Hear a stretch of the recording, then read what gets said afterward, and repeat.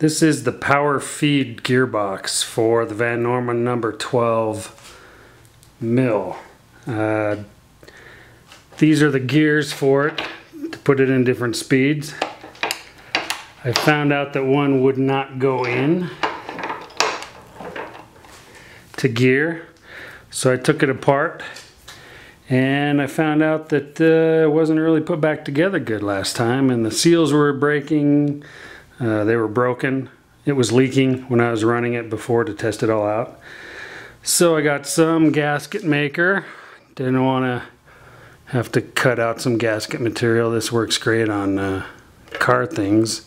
And this actually looks pretty much like a car thing once you get in there. I'm going to open it up here. We're going to clean it off, and then we're going to put some more gasket stuff in there. And you can see how these gearboxes work. So I'll shut up now, and I'll just, in this 90% humidity, 102 degree record-breaking heat today, sweaty arms and all. So it's got these slot head screws in there, at least in this part. I guess this is like the oil filling, and you can kind of look in there and see stuff. This thing pops off. I went in, I scraped all the gasket stuff off of here before. But you can kind of see the gears in there. I'll take this part off now too. You'll really see the gears after that. So these Allen head screws were caked in with dirt and grease. So I took a drill bit, just a drill I guess, machinists just call them drills, not drill bits. Took a drill that was a little bit smaller than in there, and I just kind of scraped all that crap out of there.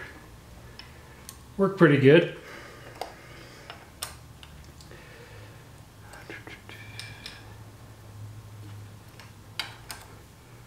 So I traced the serial number on this, and it is from 1943. So just about, you know, wartime, they were making parts with this.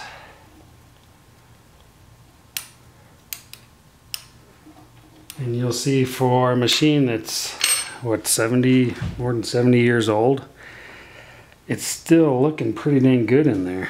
So this just pops off now, like that. You can see how this works here. There's like some bearing bronze or something on here.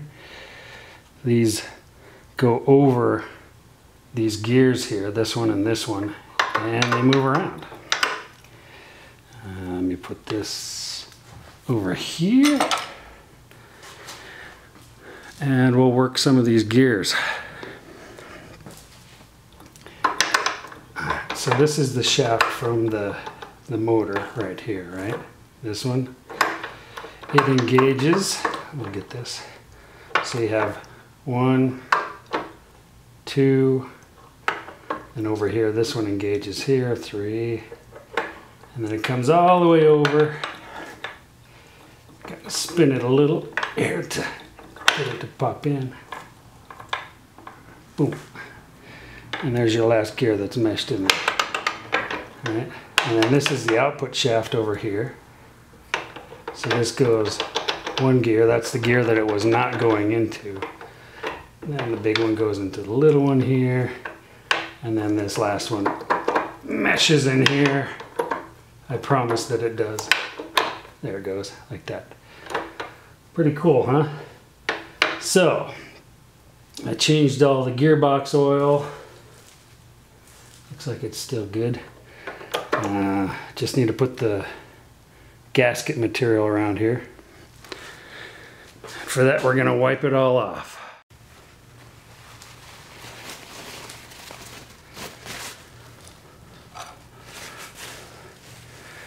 Alright, first, let's get this part all wiped down. Get all that lubricating oil and stuff off of where we're going to put this new gasket. It's another good thing about these automotive gasket things. They're kind of made to be where there's oil and dirt and stuff like that. Got to clean it all off as much as we can, but you know, a little is not going to hurt. I hope, at least. There you go. First, we're going to put this one on so that we don't get any residue that falls into the gearbox. It's looking pretty dry. Here's this. So I got 2 cleaners around here, restoring these old machines.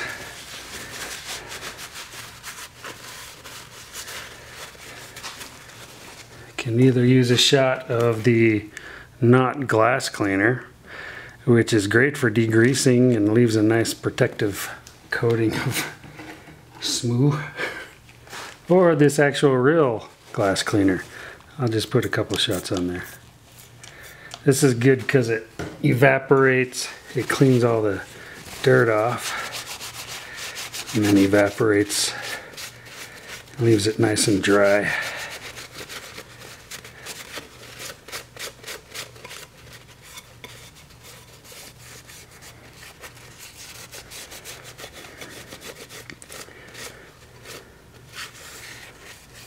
It's looking like it'll take a gasket pretty good. Squirt some on here. Use that to wipe this down now. I also have another cleaner, I guess. It's basically just dish soap and water in a spray bottle. I use that for cleaning engine compartments and stuff like that.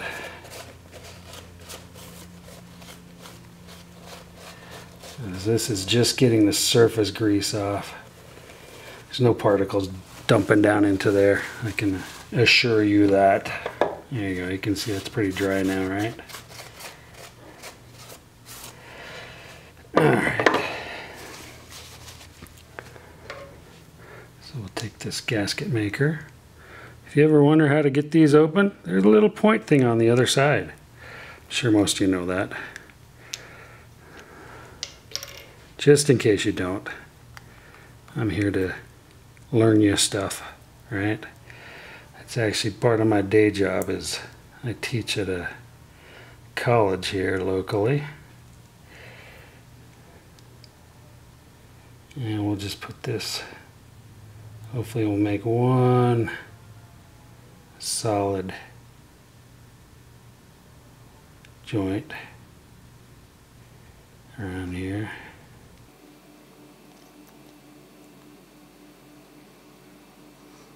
You want to give it a little bead so that when you put the cover on, it'll actually kind of smash that down and fit to the metal.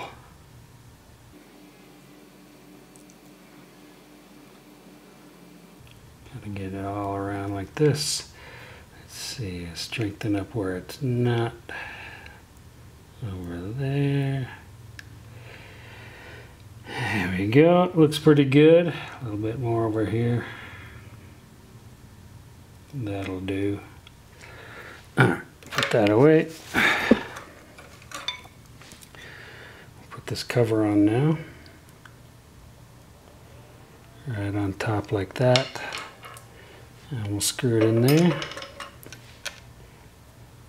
The screwdriver I actually got with my lathe. I figure these things like having vintage tools working on them. That's what they're made for, right? So the lathe is from 1953. This one's from 1943, the mill. So close enough, right? The mill's probably thinking, ooh, who's this young whippersnapper working on me? Screwdriver, huh? It's seen better days, but it's worn in, right? It's got a patina on it. Like my cymbals on my drum set, I let it get there. I don't polish them up all the time because you want it to have that look, you know, not the used look, but the well-worn look, the look of, yeah, I'm a professional at this. Like your hands start getting to look like when you're working with metal all the time. So there we go. It's got nice coverage all the way around it. Good deal. We'll let that dry a bit while we put some on here. Got to clean this off and then put some on there. Alright, same thing. Wipe this down with a fresh paper towel.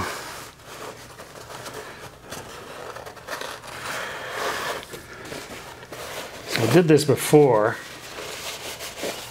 I wiped it all down, got all the old gasket out. I put it back on and I was going to seal it up with new gasket stuff. But before I could bring that home, I decided to remove the mill from the pallet it came on.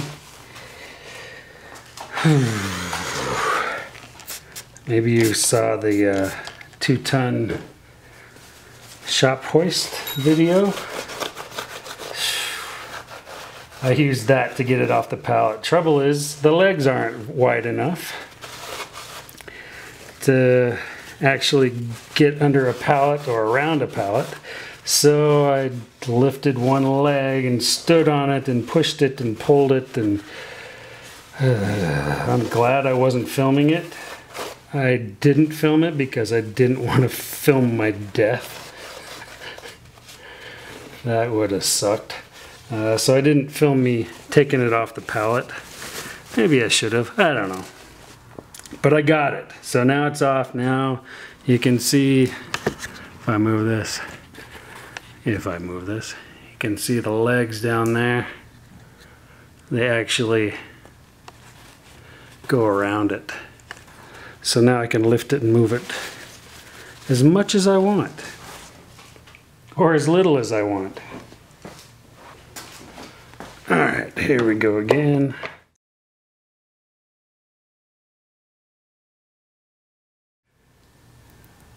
I'm going to put that, and then I'm going to come and give it a second pass here. We've got the real estate, let's use it, right? Join it and come around. Now that I don't like, that it went into that hole. I'll clean that up. And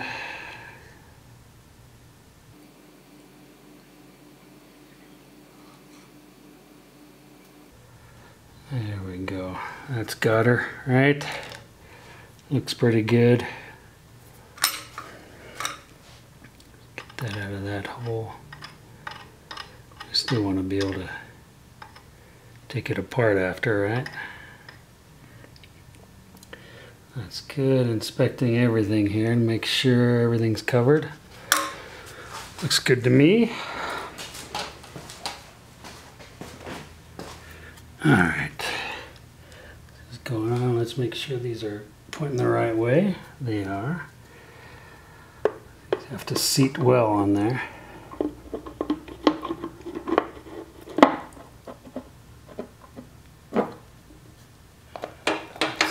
Works. That one works. Yes. Here we go.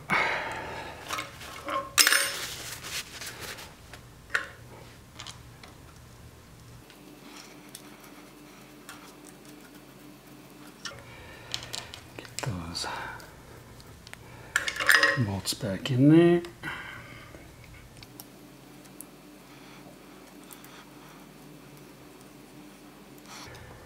Alright, so how these gears work. You have two different levers. I kind of showed you inside how they do it. There's a little thing on the side here. I'll show you a picture of it that will show you which speed you get with which knobs in which position, and then we can run through a couple of them here. Not going to turn it on because I don't want the pressures in there to spoil these beautiful gasket that we made. There we go. That should do it. A little bit sticking out on the sides. That's actually fine. Means that it's working, right? Alright, so as you can see, these are numbered. Maybe you can't see, but 1, 2, 3, 4.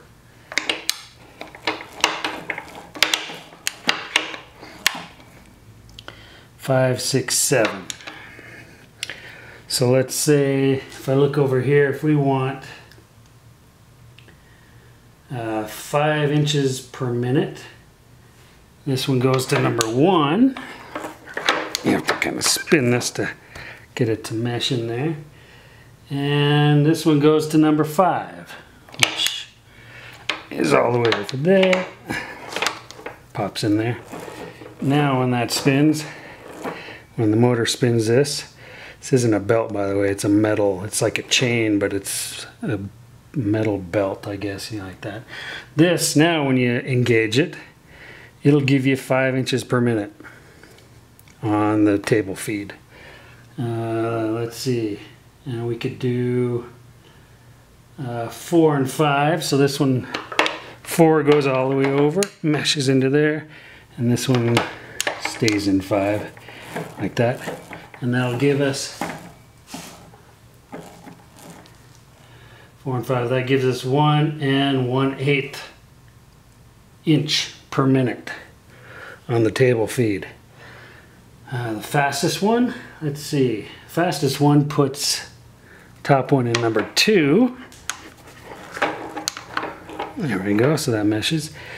And the bottom one in number 5, and that will give you 14 inches per minute. That's the fast one. That'll run the table back and forth. When this is all dry and I get my nail polish off, we can run through that. We'll plug it in. I'll probably move it back into its place, and then we can plug it in, run through the gears, stuff like that, show you how the whole thing's running. But pretty cool. Got this to work again. This when they put this back together the last time they went in there, probably to see that, oh crap, it's not working. It's leaking everywhere. We'll fix it later. Well, they didn't fix it later, and they put this back on wrong. So we fixed that now. All the gears pass, and ready to go. I think that's the last thing we needed on this to be able to start milling. I did get a nice Curt 6-inch vise that we're going to put on the table, and then we can get some stock in there and do some chips. Yeah, first chips on this mill, and my first chips ever on a mill. Thanks for watching. Look at the other videos. We're gonna have a whole bunch of cool videos coming up soon. I've actually got a whole bunch of them that I've made, getting this mill in, getting the lathe in, and all that. So watch out for stuff. And like I said, I want to get back into my guitar, so I think I'm gonna start doing a guitar review blog or something. I don't know. Get anything that'll give me a chance to play some more music. See you next time. Remember to subscribe.